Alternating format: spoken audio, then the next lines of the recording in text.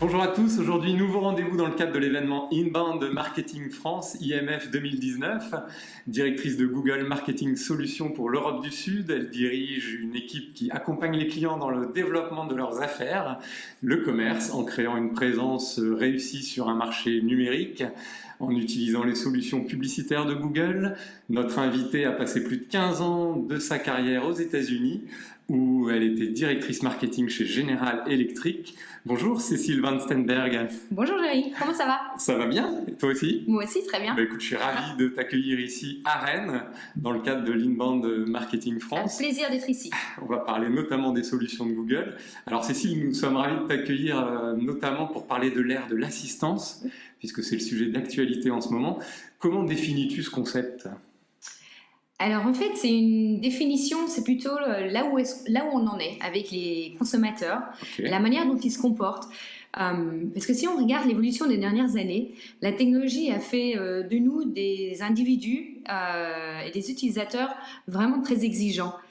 Et en fait, on se rend compte que les individus sont devenus non seulement naturellement curieux, mais de plus en plus curieux, aussi très très très exigeants sur la qualité de leur information et aussi très impatients.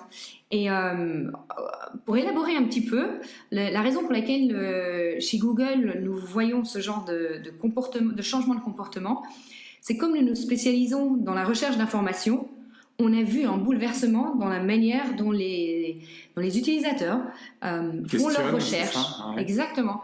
Et en fait, les questions qu'ils posent sont vraiment une traduction où voilà, ça donne leur intention. Au lieu de « je cherche ceci », c'est plutôt « mais voilà ce qui m'intéresse ». Et donc, on a vu vraiment beaucoup de changements.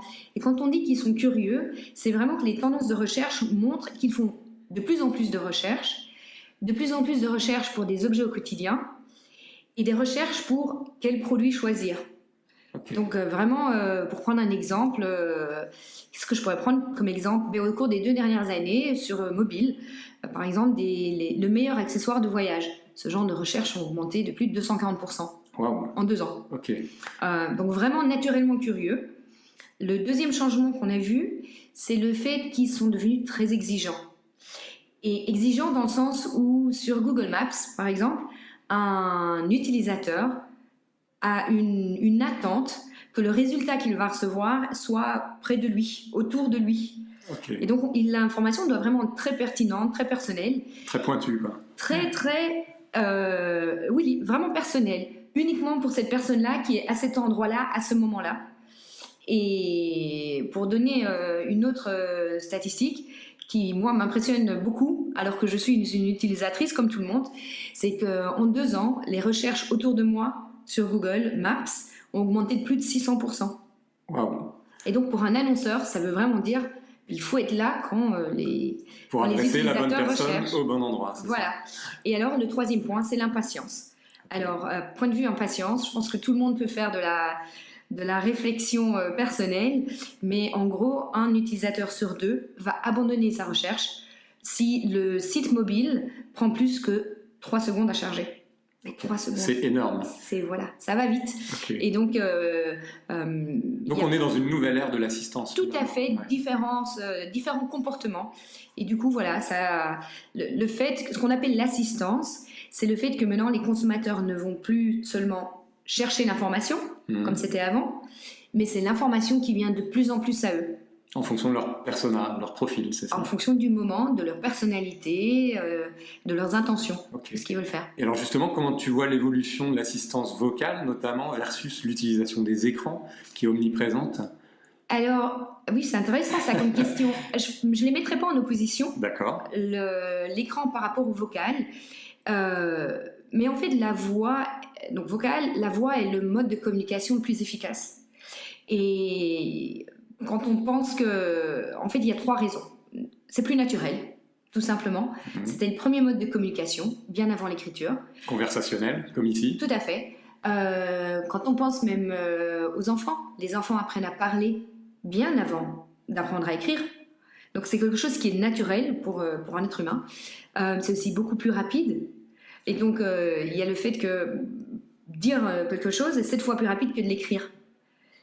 Et donc, voilà, on est tous des individus. S'il y a quelque chose qui doit être dit, qui doit être communiqué rapidement, qu'est-ce que toi tu ferais? Est-ce que tu l'écris ou est-ce que tu le dis de manière très rapide? Donc les outils numériques doivent se mettre à la page aussi. Voilà, donc voilà, c'est beaucoup plus rapide la voix. Et puis aussi, il y a une question d'expression.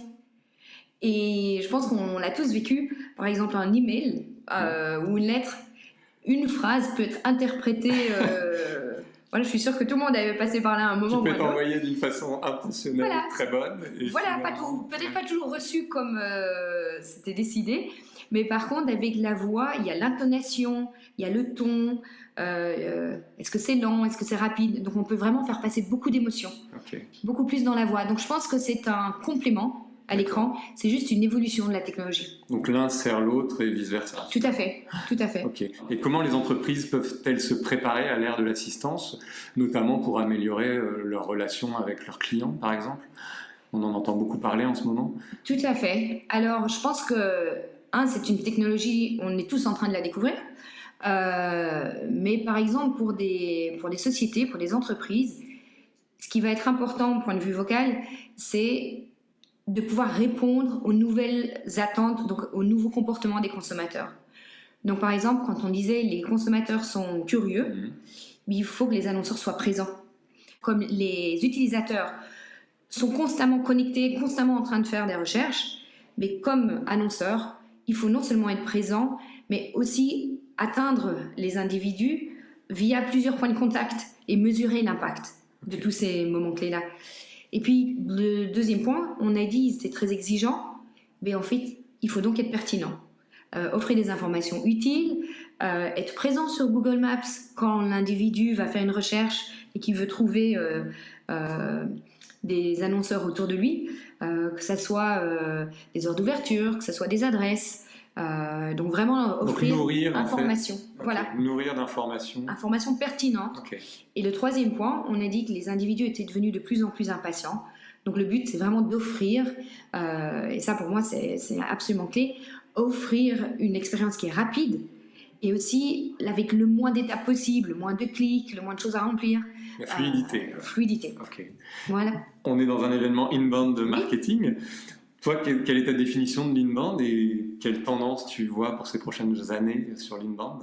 Alors les tendances. Mais je pense que justement, c'est le fait d'être en marketing, c'est vraiment on passe des messages et c'est le fait de bien comprendre comment les individus, comment les utilisateurs évoluent et s'assurer que comme société ou comme entreprise, qu'on évolue avec les consommateurs. Et c'est quelque chose justement qu'on voit beaucoup en digital parce qu'on voit le comportement des utilisateurs et puis parfois on voit un gap ou un délai entre l'évolution des sociétés pour répondre aux nouvelles attentes.